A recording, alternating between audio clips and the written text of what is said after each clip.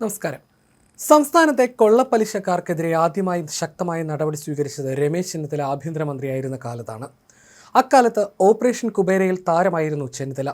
രണ്ടാമതും സംസ്ഥാന ആഭ്യന്തരമന്ത്രിയാകുമ്പോൾ മറ്റു പല വിധത്തിലുമുള്ള അഴിച്ചുപണിക്കാണ് രമേശ് ചെന്നിത്തലയുടെ നീക്കം. ഇക്കുറി ലഹരിവേട്ട ലക്ഷ്യമിട്ടാണ് അദ്ദേഹം രംഗത്ത് വന്നിരിക്കുന്നത്. സംസ്ഥാനത്തെ പോലീസ് സ്റ്റേഷനുകളിലടക്കം നവീകരണം ലക്ഷ്യമിട്ടാണ് ആഭ്യന്തരമന്ത്രി നീങ്ങുന്നത്. കേരളത്തിലെ 484 പോലീസ് സ്റ്റേഷനുകളിൽ സമൂല മാറ്റമാണ് ലക്ഷ്യമെന്ന് ആഭ്യന്തരമന്ത്രി വ്യക്തമാക്കി. പോലീസ് സ്റ്റേഷൻ ജനസേവന കേന്ദ്രങ്ങളാക്കി മാറ്റും. പരാതികൾ സമചിത്തതയോടെ കേൾക്കും. സ്റ്റേഷനുകളിൽ കെട്ടിക്കിടക്കുന്ന വാഹനങ്ങൾ നീക്കം ചെയ്യുമെന്നും അദ്ദേഹം പറഞ്ഞു.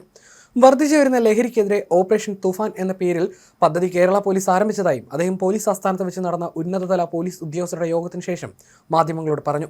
സ്ത്രീകൾക്കും കുട്ടികൾക്കുമെതിരായ അക്രമങ്ങളിൽ ശക്തമായ നടപടി സ്വീകരിക്കും. ജനമൈത്രി പോലീസ് ശക്തമാക്കും. ട്രാഫിക് അപകടങ്ങൾ കുറയ്ക്കാൻ സാങ്കേതികവിദ്യ ഉപയോഗിക്കും. പോലീസ് ട്രെയിനിങ് സിലബസ് പരിഷ്കരിക്കും. സൈബർ ക്രൈം നേരിടാൻ പദ്ധതി ഉണ്ടാകുമെന്നും ചെന്നിത്തല പറഞ്ഞു.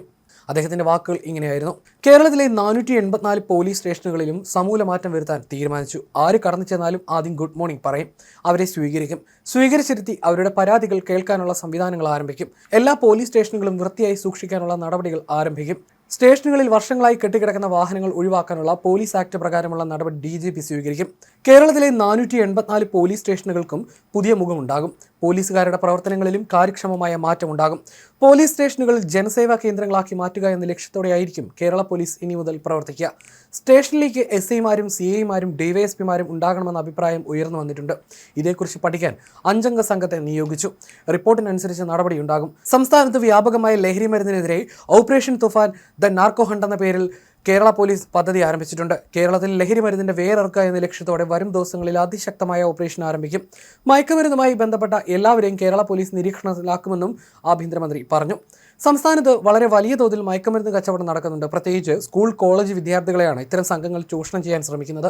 മയക്കുമരുന്നിന്റെ ഉറവിടം കണ്ടെത്താനായിട്ടാണ് മുൻതൂക്കം നൽകിയിട്ടുള്ളത്. നമ്മുടെ ഭാവി തലമുറയ്ക്ക് വേണ്ടിയുള്ള വലിയൊരു ഓപ്പറേഷനാണിത്. കേരളത്തിലെ DGP മറ്റ് സംസ്ഥാനങ്ങളിലെ DGP-മാരുമായും ബന്ധപ്പെടും. സിന്തറ്റിക് ഡ്രഗ്സ്, ഹൈബ്രിഡ് കഞ്ചാവ് എന്നിവ കേരളത്തിലേക്ക് വരുന്ന സംസ്ഥാനങ്ങളുമായും ബന്ധപ്പെടും. പുകയില ഉൽപ്പന്നങ്ങൾ വിൽക്കുന്നവർക്കെതിരെ കർശന നടപടിയുണ്ടാകും. ഒരു വിട്ടുവീഴ്ചയും ഉണ്ടാകില്ല. സ്ത്രീകൾക്കും കുട്ടികൾക്കുമെതിരായ ആക്രമണങ്ങളിൽ കർശന നടപടിയുണ്ടാകും.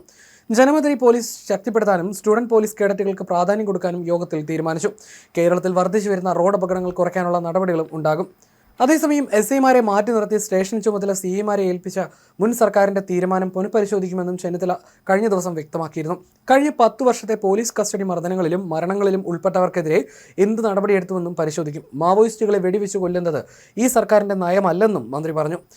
ഒരു മാധ്യമം സംഘടിപ്പിച്ച പരിപാടിയിൽ സംസാരിക്കവെയായിരുന്നു രമേശ് ചെന്നിത്തല തന്റെ നിലപാട് വ്യക്തമാക്കിയത്. 3 സ്റ്റേഷനുകളുടെ ചുമതലയുണ്ടായിരുന്ന CI-മാരെ സ്റ്റേഷൻ ഹൗസ് ഓഫീസർമാരാക്കിയതും SI-മാരെ നിർവീര്യമാക്കിയതുമായ സംവിധാനം പോലീസിന് ഗുണമല്ലെന്നായിരുന്നു അദ്ദേഹത്തിന്റെ അഭിപ്രായം. പോലീസുകാരുടെ ഇടി, തൊഴി, ചീത്തവിളി എന്നിവ അവസാനിപ്പിക്കും. സമരം ചെയ്യുന്നവരുടെ തല നോക്കി അടിക്കുന്ന പോലീസിനെ തന്റെ ഭരണകാലത്ത് അനുവദിക്കില്ലെന്നും ചെന്നിത്തല കഴിഞ്ഞ ദിവസം വ്യക്തമാക്കിയിരുന്നു.